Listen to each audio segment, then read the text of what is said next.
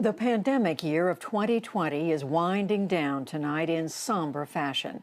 As the new year arrives, COVID-19 has claimed more than 1.8 million lives worldwide. The total includes 345,000 in this country. Jeffrey Brown has our report. 3, 2, 1. It's a New Year's Eve like never before. How it feels, how it looks, and definitely how the world is celebrating.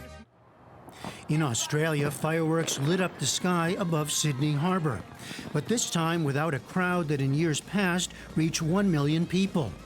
Fireworks in Melbourne were cancelled. Bells rang in the new year in Tokyo, Japan, where a small number of people were in attendance. Gatherings were discouraged as the COVID outbreak is expected to explode in the coming days. And beaches in Rio de Janeiro, Brazil will close tonight. COVID deaths in Brazil are the second highest in the world, after the U.S. In Europe, where COVID cases are also rampant, a much quieter New Year's Eve is expected, with most fireworks displays cancelled. Trafalgar Square in London has been closed off to the public, and parts of England entered the strictest stage of lockdown today in an effort to curb the spread of the virus. If that's what the government want to do, then we've got to follow it. And to be honest, we've been in lockdown for so long, I think we're all used to it now. In Berlin, Germany, police enforced a ban on celebrations and fireworks sales. Angela Merkel reflected on the pandemic in what was most likely her last New Year's Eve speech as chancellor. What a year is behind us. The virus made normal behavior risky and unusual protective behavior normal. The year of the pandemic, 2020, was a year of learning. In France, some 100,000 police officers patrolled streets to enforce an 8 p.m. curfew and prevent people from gathering. But some countries with few, if any, COVID cases carried on as usual. Crowds gathered in Auckland, New Zealand to watch the annual New Year's Eve fireworks display. And in Taiwan, where fireworks shot out from Taipei's largest skyscraper. State TV in North Korea also showed large crowds watching performances and fireworks. The tightly controlled country has given no indication of how widespread COVID-19 is there. Meanwhile, here at home, the iconic ball will drop in Times Square in New York. But for the first time in decades, the site will be closed off to the public.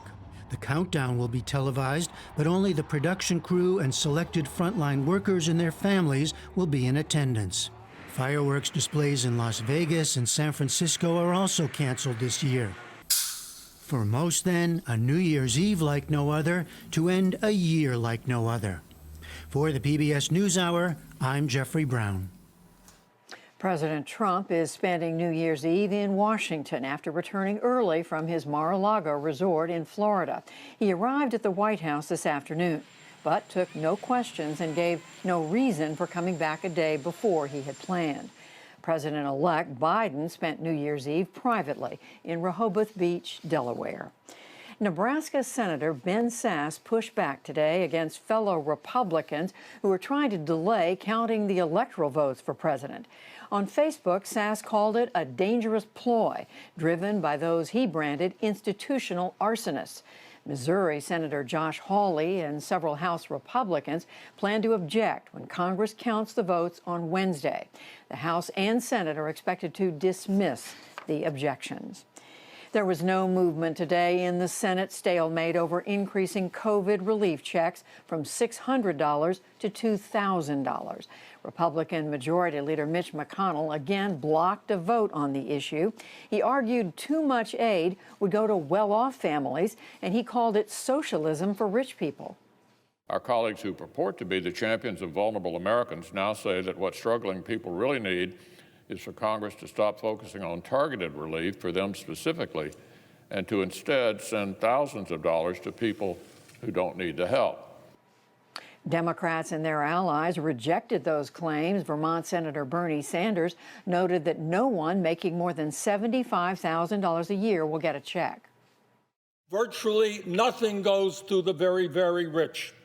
Overwhelming majority of those funds go to the middle class, the working class, low-income people who, in the midst of this pandemic, are in desperate economic condition. There now appears to be little chance of Senate action before the current Congress ends on Sunday.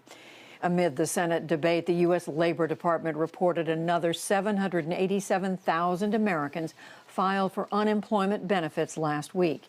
That was down 19,000 from the previous week, but it was still nearly 4 times higher than a year ago. Wall Street has closed out a year that saw deep losses and then spectacular gains. The Dow Jones Industrial Average rose 197 points today to another record high, 30,606. The Nasdaq was up 18 points, and the S&P 500 added 24, also reaching a new high. For the year, the Nasdaq shot up 43%. The S&P surged 16%, and the Dow average grew by 7%.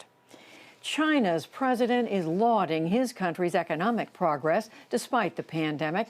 Xi Jinping said today that China was the first major economy to resume growing this year, and he touted efforts to fight rural poverty. Facing the sudden coronavirus epidemic, we wrote the epic of our fight against the epidemic with concerted efforts and perseverance. After a year of hardship, we can understand more than ever the significance of a community with a shared future for mankind. The International Monetary Fund estimates that China's economic growth is at 1.9% this year, but projects that it will hit 8% next year. Back in this country, a major winter storm moved out of Texas and Oklahoma and headed east. Forecasters warned that it could dump 18 inches of snow in places and spawn tornadoes as it collides with warmer air. Another storm system dropped heavy snow across the upper Midwest. For the first time, a woman will serve as chaplain of the U.S. House of Representatives. Retired Rear Admiral Margaret Kibben was named to the position today by Speaker Nancy Pelosi. She's a former chaplain of the U.S. Navy and Marine Corps. And former U.S. Attorney General and Pennsylvania Governor Dick Thornburgh died today. As governor, he was praised for his handling of the 3 Mile Island nuclear accident in 1979. He also worked to pass the Americans with Disabilities Act and advocated for those with disabilities after his son suffered severe brain damage in an auto accident.